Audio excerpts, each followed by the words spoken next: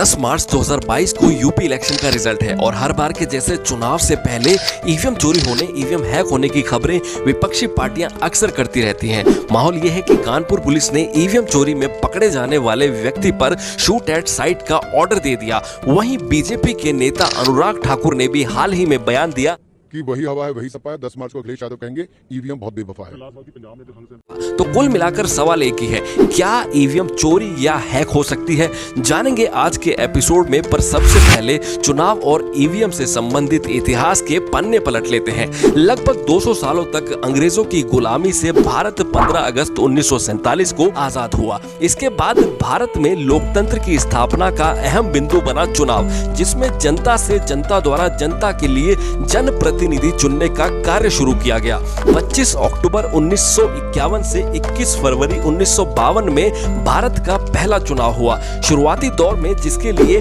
Ballot box तकनीक का प्रयोग किया जाता था, लेकिन एक तरफ बैलेट बॉक्स वाले तरीके में कुछ कमियां थी तो दूसरी तरफ कई जगह बाहुबली कद्दावर नेता बूथ कैप्चर कर वोट लूटकर चुनाव परिणामों को प्रभावित करते थे।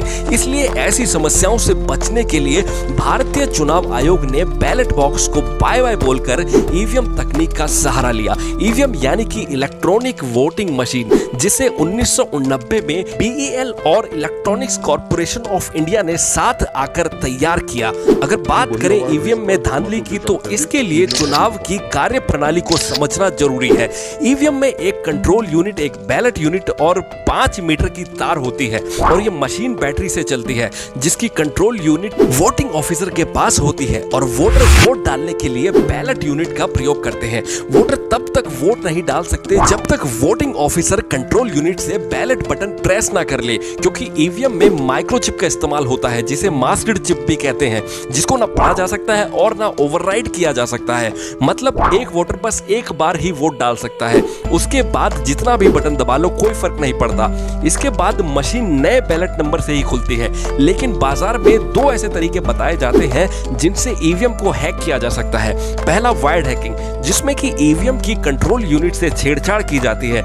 इसके लिए ऐसी डिवाइस का इस्तेमाल होता है जिसकी प्रोग्रामिंग ईवीएम की माइक्रोचिप की कोडिंग लैंग्वेज में ही की जाए। लेकिन हमारे भारत की ईवीएम में गलती से भी अगर कोई एक्सटर्नल डिवाइस लगाई जाए तो ये काम करना बंद कर देती है तत्काल ही, यानी कि ईवीएम हैक नहीं हो सकती।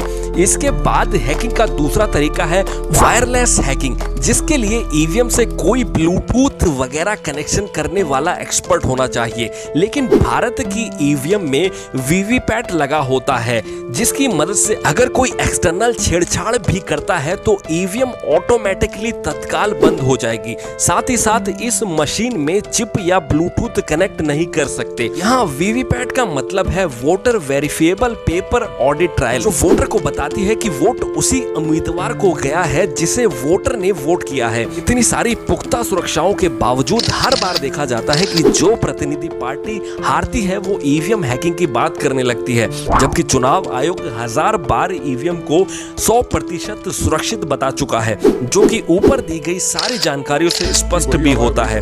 खैर, अंत में लोकतंत्र की ही जीत होती है। चुनाव के परिणाम और ईवीएम पर आपकी राय कमेंट बॉक्स में जरूर बताना।